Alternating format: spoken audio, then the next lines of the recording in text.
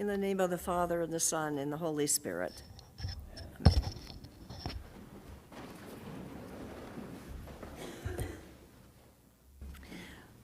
Well, I think most of us are pretty familiar with today's gospel story of the prodigal son.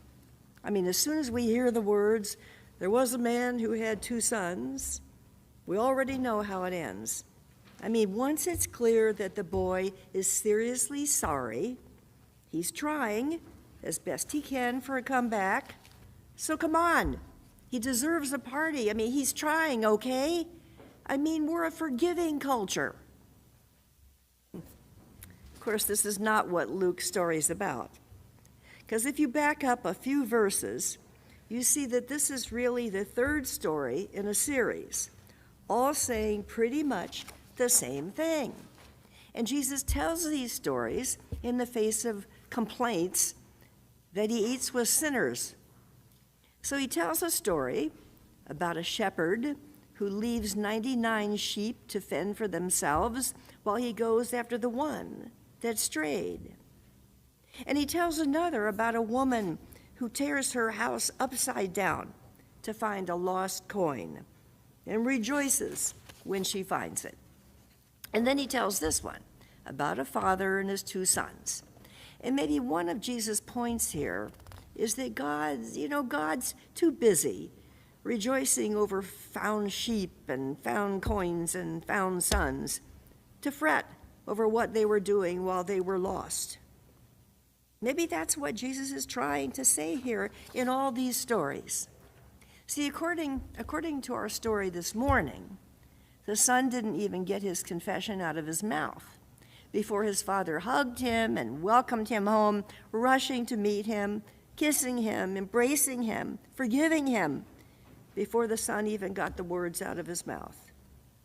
It's a shocking story. I mean, really shocking. Because I think all of us, have a sense of justice, of rightness of things, of folks getting what they deserve, of getting their just deserts. Now, I think we can all agree that forgiveness is a good thing, right? I mean, forgiving someone else is a healing thing. And being forgiven, really forgiven, after hurting someone else is what a sense of new life is all about. A whole sense of newness that lifts you up and carries you forward. So while this story might be really good news for prodigals, still I think it disturbs and goes against the grain. See, whatever the sin, whatever the wrong, I think you and I would look for some remorse, some penance, some payment before forgiveness can be given. I mean, somewhere down the line, you have to pay. But then along comes this little story and Jesus' point in telling it. Because this story insists on forgiveness with no strings attached. And so maybe way down deep, this picture of God's extravagant love really jars your sense of justice, your sense of what's due, what's right. So I do think this is a shocking, surprising story. And it's a dark story, too. It's dark, a story filled with anguish and pathos. Because this is the story about a father with 2 sons, and the younger one so hungry to sow his wild oats that he wishes his father dead, figuratively or literally. And so he demands that his father settle up and dole out his inheritance now. And his father goes along with it, setting his son free. But let's think. This story never mentions the father's broken heart. But it must have been, the grief had to have lingered, given the way the story ends, the release, the embrace, the raw emotion at the end of this tale. I mean, think about it. The anguish of not knowing all those months turn maybe into years, the empty chair at the dinner table, the days out in the field spent wondering where he'd gone wrong with that boy, agonizing. If only I had done this or left undone, things would have been different if only. And of course, this younger son squanders his life until one day he comes to himself in the middle of the pig muck and decides to go home. But really, really think about it. He comes home to live off his brother's inheritance, to live off what's left of the family's goods. And then his father does take him back. No questions, no blame, no shame, just a hug and hats all around. Because this son of mine was dead and is alive, was lost and is found. But there's still a darkness to this story. Because, as you know, just then the elder brother does come home from the fields and hears the banjos and sees the dancing. And I'm very glad that I wasn't the one who had to tell him what was going on. Because put yourself into his shoes. What about reaping what you sow?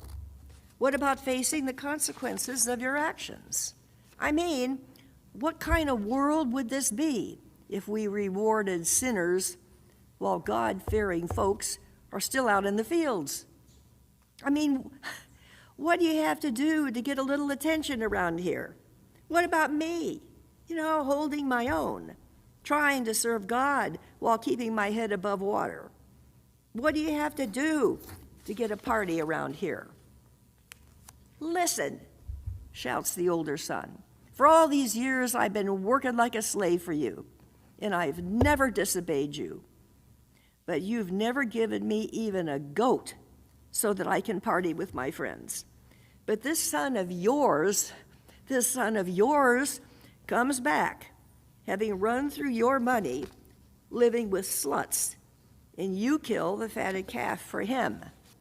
This son of yours, he cries, splicing himself out of the family picture. Well, God help this older son. And God help all of us who understand his resentment and his rage.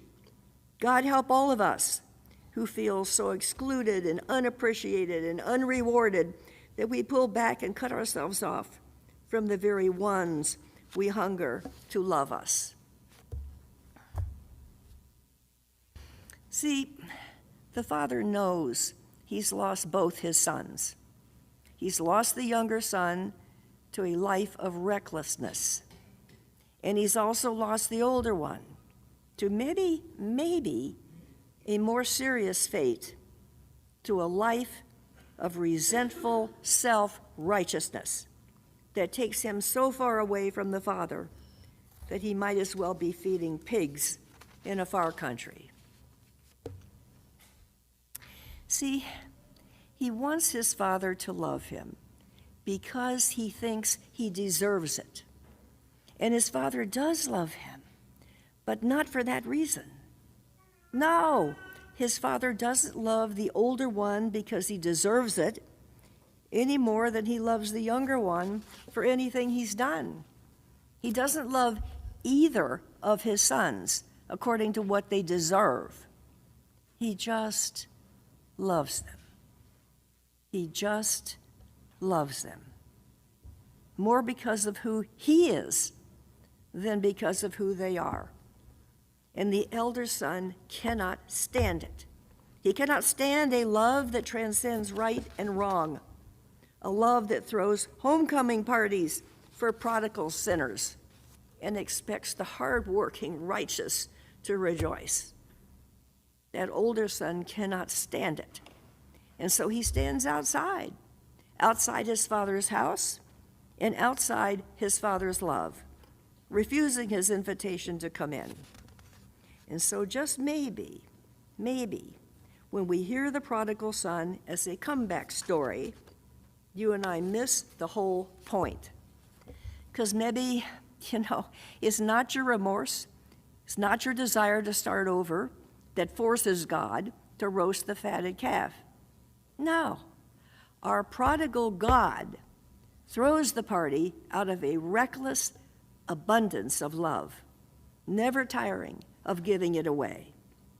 So he tells the older son, "You are always with me, and all that is mine is yours." So it's clear that his love for his one child doesn't stop his love for the other.